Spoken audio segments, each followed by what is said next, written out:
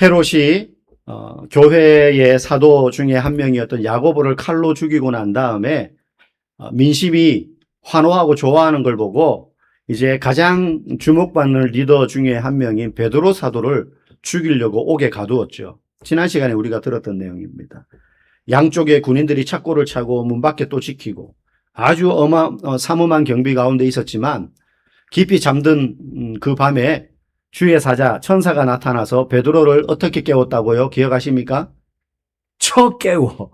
이게 그냥 툭툭 친 게 아니고 전장에서 적을 내리칠 때 쓰는 단어가 쳐 이거거든요. 그렇게 깨운 거예요. 베드로가 어떻게 그렇게 잠들 수 있었어요? 이전에는 내가 내 삶의 주인이 되어서 자기 뜻과 계획대로 인생을 살려 했지만 이제 사도로서 살아가면서 내 삶은 주의 것이다. 생사 여탈권이 주님께 있다. 그렇게 내려놓고 나니까 오늘 죽을지 내일 죽을지 모르는 상황 가운데서도 천사가 쳐 깨워야 될 정도로 깊이 잠들 수 있었던 거예요. 그래서 우리가 지난주에 내려놓아야 은혜의 잠을 주신다. 이렇게 말씀을 들었잖아요. 그렇게 탈출을 하게 됩니다. 착고가 풀려지고 나오게 돼요. 베드로는 그게 꿈인지 생시인지 모르다가 나와서 이게 꿈이 아니고 환상도 아니고 실제구나 경험하게 되죠. 그런데 그때 나머지 사도들과 성도들은 뭐 하고 있었느냐? 어디에 있었느냐? 오늘 본문이 이제 그 내용이에요. 오늘 본문에 보니까 마가 요한의 어머니 마리아라는 여인의 집에 모여서 이들이 기도하고 있었습니다. 누구를 위해서 기도하고 있었겠습니까? 베드로를 위해서 기도하고 있었겠죠. 이들은 아직 몰라요. 베드로가 탈옥했다는 사실을. 근데 베드로가 그 집 문 밖에 도착한 거예요, 집 밖에. 그래서 이들은 그 안에서 기도하고 있어요. 하나님 베드로를 살려주십시오. 탈옥시켜 주십시오. 이렇게 기도하진 않았겠죠. 어쨌든 살려주십시오. 이 위기를 이길 수 있게 해주십시오. 오늘 우리가 기도하듯이. 그렇게 기도하고 있었을 것입니다. 그런데 베드로가 그 마리아 집 밖에 와가지고 문을 막 두드리는 겁니다. 근데 그 소리를 듣고 로데라는 그 집의 계집아이, 아마 어린 여종이었을 것 같아요. 이 로데라는 여자아이가 막 나가서 보니까 문을 열고 보니까 베드로거든요. 누구세요? 하니까 베드로예요. 그래가지고 놀래가지고 문도 열어주기 전에 얼른 안으로 들어와가지고 그 기도하고 있는 사도들과 성도들에게 베드로가 찾아왔습니다. 지금 문 앞에 베드로가 왔습니다. 그때 이 기도하던 성도들의 반응이 뭐냐면 네가 미쳤구나. 네가 지금 제정신이 아니구나. 헛것을 본 거다. 그러자 진짜라고. 막 이 계집아이가 막 그렇게 격렬하게 또 진짜 내가 베드로 목소리 들었다 이야기하니까 그러면 그의 천사겠지. 실제 베드로일 리가 있겠냐. 그런데 이제 나중에 보니까 문을 열었는데 실제 베드로가 들어온 거죠. 그러면서 이제 오늘 본문의 이야기가 진행이 됩니다. 여러분, 이 계집아이 로데가 베드로의 소리를 듣고 들어와가지고 기도하고 있는 성도들에게 외쳤던 말 중에 아주 중요한 단어가 하나 들어있어요. 우리 15절 말씀 같이 한번 읽어보겠습니다. 시작. 그들이 말하되 네가 미쳤다 하나 여자아이는 힘써 말하되 참말이라 하니 그들이 말하되 그러면 그의 천사라 하더라. 아멘. 이 여자아이가 안 믿는 거예요. 사람들이. 네가 미쳤다. 헛거본 거야. 잘못 들은 거야. 그러자 이 여자아이가 힘써 말하되 참말이라. 참말이라면 진짜다 이런 뜻이잖아요. 그럼 여기서 힘써 말하되는 무슨 뜻일까요? 힘써 말하되 진짜라니까 이거예요. 이제 뒤에는 진짜야 이거고 진실로 이런 뜻이에요. 되게 힘써서 강조하는 거죠. 내 말이 진짜라는 게 확실해 이런 거예요. 진짜라니까요. 이게 힘써 말하되 이런 뜻이에요. 그런데 왜 이 말이 중요하냐면 성경 전체에서 이 단어는 딱 2번 쓰이는데 공교롭게도 2번 다 베드로와 관련되어 있어요. 베드로와 관련된. 하나는 오늘 본문이고요. 또 하나는요. 누가복음 22장 59절에 나와요. 우리 같이 한번 읽어보겠습니다. 1시간쯤 있다가 또 한 사람이 장담하여 이르되 이는 갈릴리 사람이니 참으로 그와 함께 있었느니라. 여기서 우리말로는 힘써 말하되와 다르게 참으로라고 번역되어 있지만 원문에 보면 똑같은 단어예요. 똑같은 단어가 쓰여져 있어요. 그럼 지금 이 상황은 어떤 상황이냐? 눈치 빠르신 분들은 아마 아실 겁니다. 예수님께서 체포당했습니다. 이제 재판받고 신문받으러 끌려가요. 이제 좀 있으면 십자가를 지실 거예요. 그때 베드로가 먼 발치에서 군중들 틈에 섞여서 예수님을 이렇게 따라가고 있었거든요. 정작 체포당할 때 베드로는 만용을 부리다가 도망을 갔어요. 근데 체포당하시고 난 다음에는 차마 버리고 갈 수는 없으니까 어떻게 되나 싶어가지고 사람들 틈에 섞여서 제자 아닌 척하고 이렇게 따라가고 있을 때 3번이나 베드로를 알아보는 사람이 생기거든요. 그리고 오늘 방금 읽은 이 22장 59절 말씀은 3번째 어떤 사람이 베드로를 보고 말하는 거예요. 장담하여 이르되, 내가 장담하는데 이 사람 갈릴리 사람 맞아. 베드로 가리키면서 말하는 거예요. 그러면서 참으로 그와 함께 있었느니라. 진짜 이 사람 예수와 함께 있었던 그 사람 맞아. 고발하는 거죠, 베드로를. 그때 베드로가 나 저 사람 몰라 그러면서 이제 도망가지 않습니까? 그 장면인 거예요. 자, 전혀 다른 상황에 같은 단어가 쓰여지는데 3번째 베드로를 고발하면서 진짜 힘써 말하되 이 사람 그 갈릴리 사람 맞아 라고 말할 때 그 기억을 베드로는 아마 죽을 때까지 못 잊을 거예요. 예수님이 너 분명히 내가 잡힐 때 다굴기 전에 네가 3번 나를 부인할 거야 했는데 베드로는 절대 다 주를 버려도 저는 주님을 버리지 않겠습니다 한 지 얼마 안 돼가지고 부인했단 말이에요. 근데 그때 부인하면서 자기를 고발하던 사람의 그 말 속에 힘써 말하되 참말로 이 사람은 갈릴리 사람과 함께 있던 자다. 그 말이 귀에 쟁쟁해요, 아직도.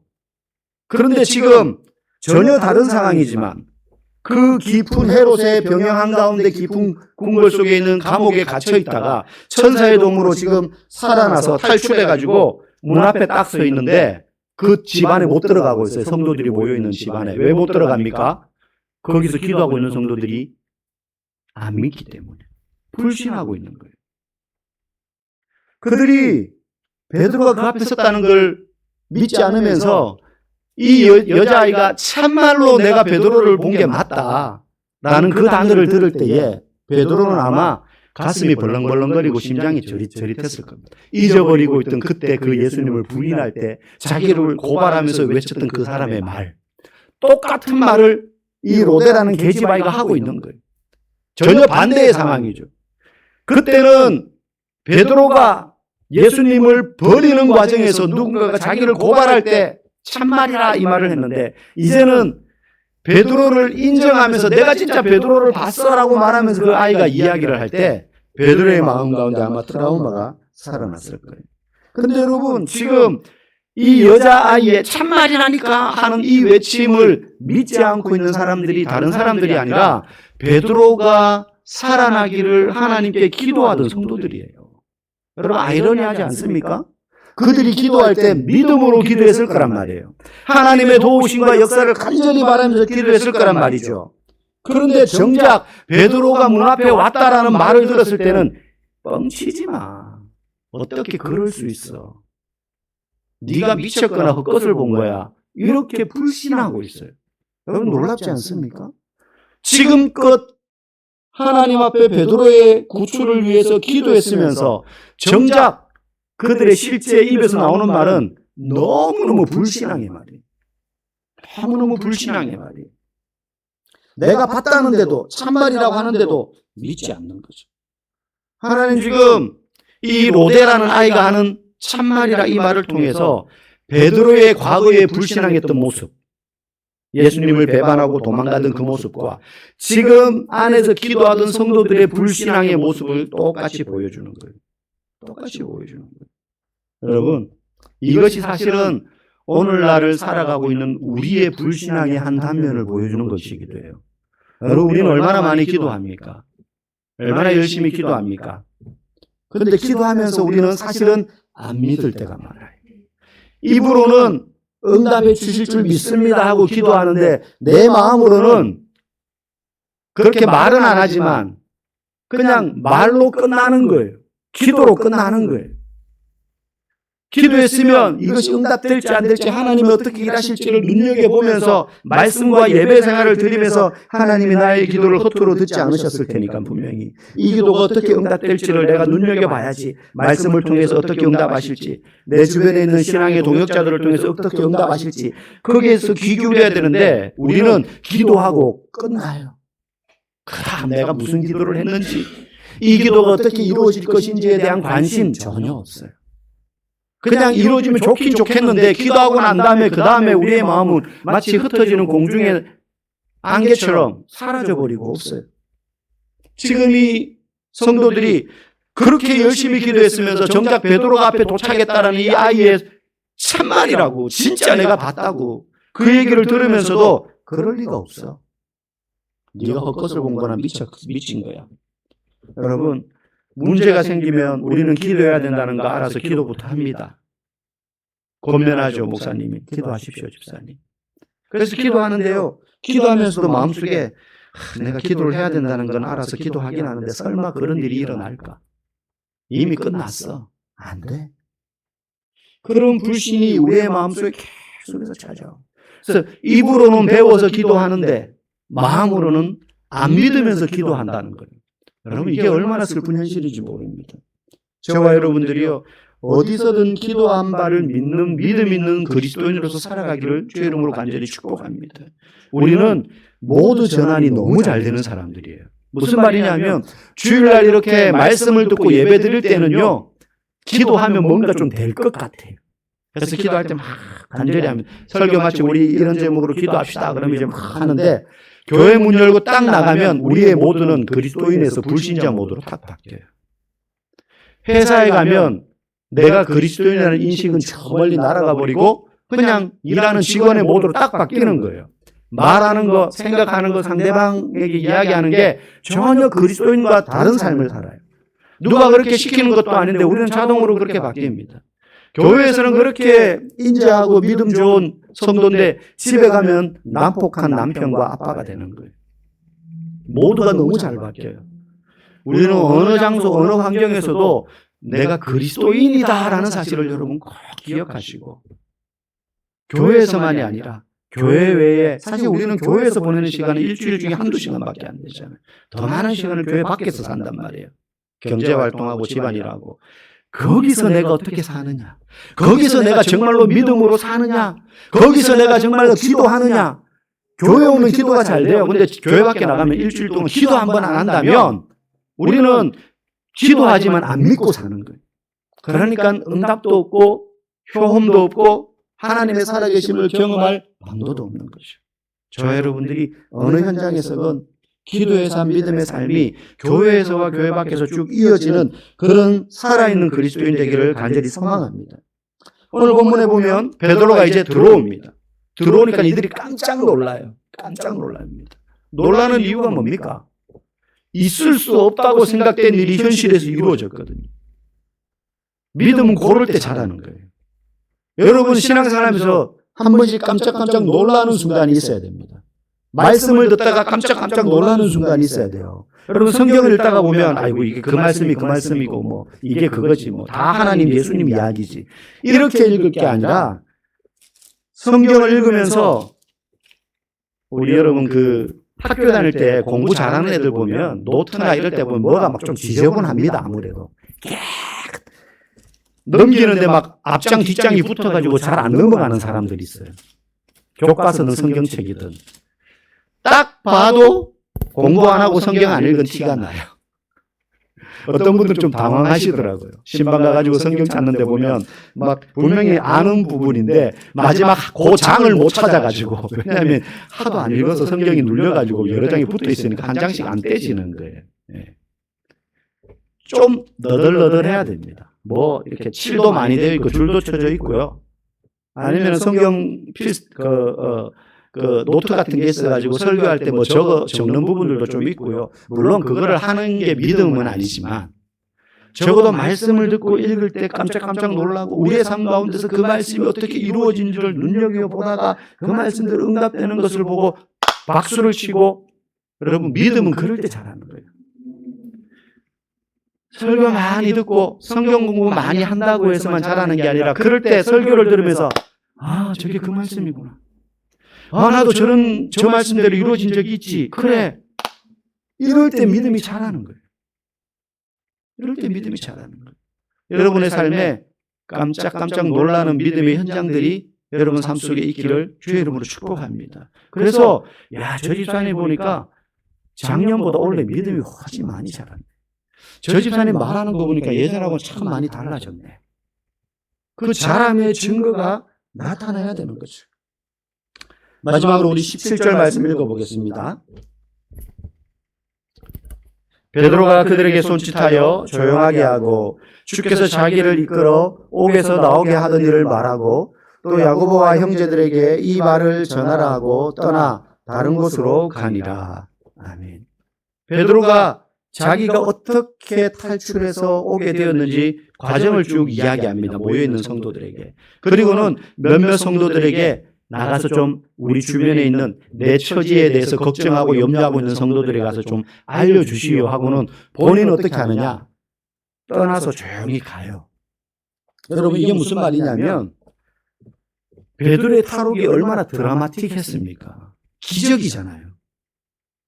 베드로는 아무것도 한 것도 없이 그냥 자고 있는데 천사가 그를 깨워서 다 풀려가지고 멀쩡한 몸으로 아무런 저항 없이 체포당함 없이 탈출한 거란 말이에요. 놀라운 기적이고 얼마나 드라마틱한 사건입니까? 아마 제가 베드로였으면 저는 이렇게 안 합니다. 조용히 말하고 그냥 어디로 가지 않습니다. 여러분 기회가 왔습니다. 하나님이 베푸신 놀라운 기적을 통해서 많은 사람들에게 전도를 해야 됩니다. 여러분 플랜카드 맞춰서 거십시오. 불의 사자 탈옥하다. 큼지막하게 걸고 체육관 빌려가지고 우리 홍보해가지고 집회합시다. 뭐 이렇게 해가지고 사람들 막 끌어모아가지고 이 판을 뒤집읍시다. 이제 더 이상 우리가 핍박받는 게 아니라 하나님이 이런 일을 하셨습니다라고 알려야 됩니다. 뭐 이렇게 일을 키우지 않겠습니까? 그런데 베드로는 그렇게 하지 않아요. 조용히 사라집니다. 놀라운 건 이 이후에 베드로는 사도행전에서 등장하지 않아요. 거의. 그 다음에 베드로가 뭐 했다 이런 거 잘 안 나옵니다. 물론 간간히 나오긴 하지만 그때부터 포커스가 베드로에서 바울로 옮겨가요. 사도행전의 중심이. 베드로는 역사의 전면에서 사라져요. 여러분 우리가 기적을 경험하게 되면 한번 어떤 마음이 드느냐면 그 기적이 항상 일어났으면 좋겠다라는 생각이 들어요. 여러분 예수를 믿으면서 기적을 경험한 적이 있습니까? 기적이라고 할 만한 사건? 있으신 분들이 있겠죠. 저도 이제 있고 설교 시간에 그런 간증을 몇 번 한 적이 있습니다. 그런데 그렇다고 해서 그런 기적이 매일 일어나는가? 그렇지 않아요. 여러분 매일 기적이 일어나면 사람이 멀쩡하게 살 수가 없습니다. 매일 기적이 일어난다는 건 그 기적이 일어나야만 살 수 있는 환경에 처한다는 거예요. 그럼 사람이 어떻게 그렇게 살아갑니까? 맨날 죽을 위기, 맨날 망할 순간 그런 상황마다 기적이 일어나서 살려준다면 사실 저는 그런 기적이 안 일어나는 게 더 좋아요. 망할 순간 죽을 순간에 안 찾아오는 게 더 좋지. 그게 은혜지. 맨날 하나님이 안 살려주면 저는 안 돼요. 내일이면 죽습니다. 이거 못 막으면 저희 집 식구들 전부 길거리 나 안 씁니다. 이런 일이 매일 있어요. 그거 어떻게 삽니까? 기적은 매일 일어나지 않는 게 좋아요. 그리고 기적이 매일 일어나는 걸 바래도 안 돼요. 하나님은 우리에게 매일 기적을 베풀어 주셔서 우리의 삶을 해결하고 인도하시는 분이 아니라 일상 속으로 매일 밀어넣습니다. 기적을 경험하고 나서도요. 그 다음 또 다른 더 큰 기적을 우리로 하여금 경험하게 하시는 것이 아니라 놀라운 기적을 경험하고 나서도요. 그 다음 일상으로 아무 일 없는 그 자리로 밀어넣어요. 그렇게 우리의 삶이 계속되도록 하세요. 여러분 구약 성경에 보면 엘리야라는 위대한 선지자가 나옵니다. 아마 성경을 잘 안 읽어보신 분들도 엘리야 선지자 읽어보셨을 겁니다. 그가 얼마나 위대한 선지자였느냐. 갈멜산이라는 산에서 왕부터 시작해가지고 아합왕 그리고 악한 왕빈 이세벨이 통치할 텐데 그때 바알과 아세라를 온 나라가 섬깁니다. 성전 안에 궁궐 안에 우상단지를 갖다 놓고 섬길 때예요. 온 땅의 선지자라고는 눈을 씻고 찾아봐도 찾아볼 수 없고 엘리야 생각에 나 혼자 지금 이러고 있구나라고 여길 그런 시대였어요. 그때 갈멜산에서 바알 선지자 450명과 아세라 선지자 400명 어쨌든 이 우상을 섬기는 선지자 850명과 엘리야 선지자 1명이 850대 1의 영적 전투를 벌이잖아요. 제단을 짐승을 제물을 바쳐놓고 여기에 불을 내리게 하는 신이 참신임을 우리가 대결하자. 그래서 바알과 아세라를 섬기는 그 우상 선지자들이 제사장들이 막 앞에서 노래를 부르고 춤을 추고 북을 치고 불 내려달라고 아무 일이 생기지 않습니다. 한나절 반나절이 지나도록 점심때가 돼도 아무 일이 안 생겨요. 엘리야가 그들에게 조롱하듯이 말합니다. 야, 너네 목소리가 작은가 보다. 더 큰 목소리로 떠들어야지 너희 신이 들을 것 같아. 너희 신이 잠자고 있는지도 몰라. 더 크게 떠들어봐. 그러니까 이들이 열받아가지고 막 자기들 몸을 막 칼로 자해합니다. 그래도 아무 일이 안 일어나요. 그런데 엘리야가 이제 내 차례야. 어떻게 합니까? 고랑을 파고 그 제단에 물을 붓습니다. 불을 내려야 되는데 불을 내려도 안 붙을 만큼 물을 부어요. 그 물이 제단에서부터 짐승을 적시고 흘러내려가지고 고랑에 넘칩니다. 그리고 나서 기도합니다. 만군의 여호와 하나님. 그 기도가 마치고 난 다음에 불이 떨어지죠. 재물을 다 태울 뿐만 아니라 고랑에 가득 찼던 물까지 다 말라버리게 만드는 정말로 뜨거운 불이 내립니다. 그리고는 그 바알과 아세라 선지자 850명을 다 처형시킵니다. 그런 놀라운 능력을 했던 선지자예요. 그 일기로 3년 6개월의 가뭄까지 해결하고, 그런데 그런 대단한 선지자였음에도 불구하고, 그 놀라운 기적을 경험했음에도 불구하고 이세벨이라는 그 악한 왕비가 기세등등해서 엘리야를 죽이려고 하니까 겁을 먹고 막 도망을 갑니다. 명령을 하거든요. 엘리야의 목을 가져오라. 그때 혼비백산에서 도망을 가다가 완전히 낙심해가지고 영육이 다 다운돼가지고 로뎀 나무 아래 큰 대자로 널브러져 쓰러져요. 큰 기적을 경험하고는 안 됩니다. 그때 우리 하나님은 엘리야를 향해서 네가 선지자냐? 그런 능력을 경험해놓고 왜 이렇게 낙심하고 있느냐? 이렇게 하지 않으세요. 어떻게 하십니까? 그를 달래서 먹이고 채웁니다.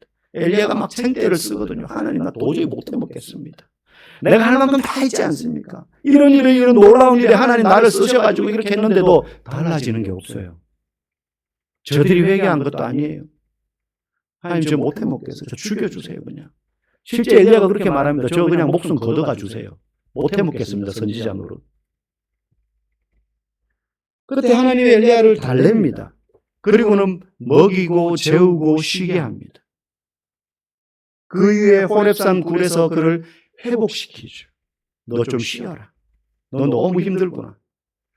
그리고는 힘을 얻고 난 다음에 다시 왕궁에 찾아가서 한 게 아니라 다시 여느 때와 같이 고단한 선지자의 삶의 길로 그가 가서 사역하게 돼요. 유대인들이 서로 가장 위대한 선지자로 꼽는 엘리야였지만 그 엘리야도 늘 기적 가운데 승리만 경험했던 게 아니에요. 하나님은 베드로를 기적의 현장 가운데 있게 하셨지만 다시 어디로 집어넣느냐? 일상생활 속으로 가게 해요. 조용히 사라지게 합니다. 매일 탈옥하고 매일 막 기적 일으키고 그런 게 아니에요. 어떤 한 마을에 큰 홍수가 났습니다. 물이 차오르자 이 사람이 집 지붕 위로 올라가서 구조를 기다리고 있습니다. 거기서 지붕에서 하나님 앞에 간절히 기도했어요. 하나님, 저를 구원해 주옵소서. 저를 살려주십시오.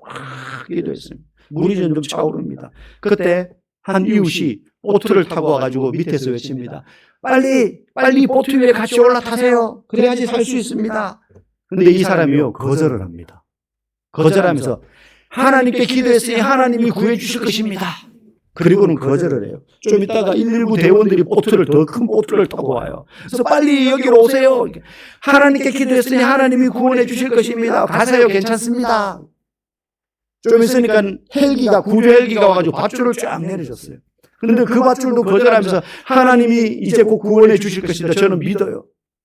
그 사람 어떻게 됐습니까? 물에 빠져 죽었습니다. 나중에 이 사람이 죽어가지고 하늘나라 가서 하나님 앞에 따집니다. 하나님, 저 그때 살려달라고 그렇게 간절히 기도했는데 왜 안 살려주셨습니까? 왜 제 기도 안 들어주셨어요? 야, 내가 이웃을 통해서 보트도 보내고 구조대원 더 큰 보트도 보내고 심지어 헬기까지 동원해가지고 구원의 밧줄을 내려줬는데 너 다 거절했잖아. 무슨 말이에요? 하나님의 기적은 막 천지가 개벽하듯이 막 무에서 유가, 물론 그렇게 일하시죠. 하실 수 있습니다. 저도 살면서 그런 거 경험했어요. 그런데 하나님의 기적은요, 어디에서 오느냐? 우리의 일상 가운데서 와요. 우리의 일상이 하나님의 기적으로 점철되어 있어요. 우리는 종종 내가 원하는 방식의 어떤 초자연적인 현상, 그것만이 하나님의 기적일 것이라고 우리는 기대해요. 그런데 여러분, 하나님의 기적은 늘 그렇게만 나타나지 않아요. 그럴 때도 있습니다. 죽을 병에 걸렸는데 기도해서 낫는 거 저는 종종 봤어요. 저희 가족들 중에도 그런 일이 있었고요.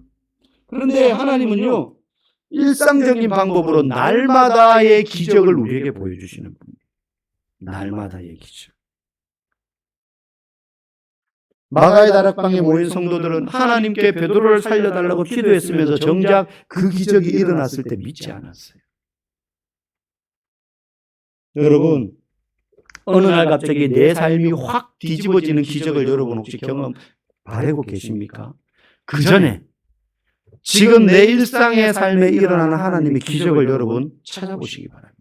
제일 먼저는 예수 그리스도의 그 십자가의 죽음을 통해서 내가 더 이상 죄인이 아니라 하나님의 자녀인 의인 되었다는 것이 놀라운 기적이에요. 사실 이 기적이 가장 근본적인 기적이에요. 여러분, 우리가 저는 전에도 그 이야기 했지만 제 몸을 가만히 거울을 쳐다보고 있을 때가 있어요. 화장실에서. 그러면 참 신기하고 감사할 때가 많아요. 네. 이렇게 생겨 먹은 것도 신기하고 감사하지만 저는 눈썹, 이게 얼마나 신기한 건지 몰라요. 여러분, 눈썹 한 번씩 뽑히잖아요. 이렇게 이렇게 세수하다가 화장 지우다가 눈썹이 하나씩 빠지거든요. 저는 눈썹 하나 빠질 때마다 너무 가슴이 아파요. 눈썹이 얼마나 신기합니까? 길 가다가 갑자기 바람이 불어가지고 뭐가 날라와요, 먼저. 근데 그게 우리 눈에 안 보이거든요. 닿는 순간 어떻게 합니까? 까마요, 눈꺼풀이. 까면서 눈썹이 탁 막아줘요, 와이퍼처럼. 그게 막 눈에 보여가, 야, 뭐가 날라오니까 전방 20m 준비해. 샷다 다들 준비. 그러면서 막 뇌가 명령해가지고 감는 게 아니란 말이에요. 나는 전혀 그럴 생각이 없어요. 뭐가 보이지도 않으니까. 근데 탁 감아요. 혓바닥 얼마나 신기합니까? 밥 먹다가 고등어 반찬, 가시 많은 꽁치 막 이런 거 먹어요. 먹으면 밥 안에 가시가 있잖아요. 그럼 희한하게 혓바닥에 눈이 달린 것도 아닌데 그 가시를 찾아냅니다, 혀가. 막 뒤섞여 있는데. 찾아내가지고 또 손이 달려 있는 것도 아닌데 혀가 가시를 분리해내요. 이렇게 해가지고. 그래가지고 꺼냅니다. 여러분, 그게 신기하지 않아요? 여러분, 겉눈썹, 여자분들 없는 분 많죠? 그랬잖아요, 지금 문신도 있고. 남자분들은. 저는 이거는 하등 쓸데없는 것 같아요, 사실은. 그러니까 밀잖아요. 근데 밀어놓고 왜 그립니까? 없으니까 이상하거든요. 없으니까 이상하니까 밀어놓고 그리는 거예요. 새기는 거예요. 제가 중3 때 저희 반에 어떤 애가 약간 또라이 같은 친구가 있었는데 아침 학교를 갔더니만 애들이 다 모여있는 거예요. 교실 뒤편에. 갔더니만 걔 주변에 뺑 둘러싸가지고 애들이 모여가지고 전부 웃고 있어요. 그래 보니까 저도 막 걔 얼굴을 보는 순간 웃음이 빵 터졌어요. 왜냐하면 이 눈썹을 밀고 온 거예요. 근데 너 왜 밀었냐? 그냥 재미로 하나를 밀었는데 한쪽만 미니까 이상해가지고 양쪽을 밀었어. 양쪽을 미니까 더 이상한 거죠. 애가 인식을 못했는데 이걸 밀고 난 얼굴을 저는 그때 처음 봤거든요. 사람의 얼굴 같지가 않아요. 그러니까 이게 있어야 되고 이게 꼭 있어요. 뭐 기능은 없는데 있는 것 자체가 중요해요. 있는 것 자체가. 남편분들 한 번씩 이렇게 아내의 이렇게 없는 모습 아마 보신 적 없어 보여주시지도 않겠지만 뭐라도 하나 붙이고 이렇게 나와야 되니까. 왜 그러냐면 이게 있어야 되는 거예요. 여러분, 매일 기적이에요. 그냥 이게 기적이고 밤에 자고 건강하게 그 다음날 해를 보는 것도 기적이에요. 운전할 때 중앙 분리대도 없는데 막 가는데 맞은편 차들이 샥샥샥 지나가잖아요. 그냥 지나가는 게 기적이에요. 거기서 누구 한 명 시속 70km, 80km로 막 내 옆을 지나갔는데 그 사람이 뭐 눈에 뭐 들어가서 눈만 이렇게 한다든지 요즘은 차 타고 다니면서 핸드폰 많이 보잖아요. 핸드폰 한두 번 하다가 1초만 방향을 안 꺾으면 그냥 나하고 박는 거예요. 그 수십, 수백, 수천 대가 하루에 지나가는데 그거 내가 다 피해가는 게 아니잖아요. 기적이에요, 기적. 하나님은 날마다의 기적으로 우리에게 찾아오십니다. 역사상 가장 위대한 과학자로 뽑혔던 상대성 이론을 발견한 아인슈타인, 알버트 아인슈타인. 이 아인슈타인이요, 우주의 법칙을 깊이 연구한 끝에 이런 유명한 말을 남겼어요. 인생을 살아가는 데는 오직 두 가지 관점밖에 없다.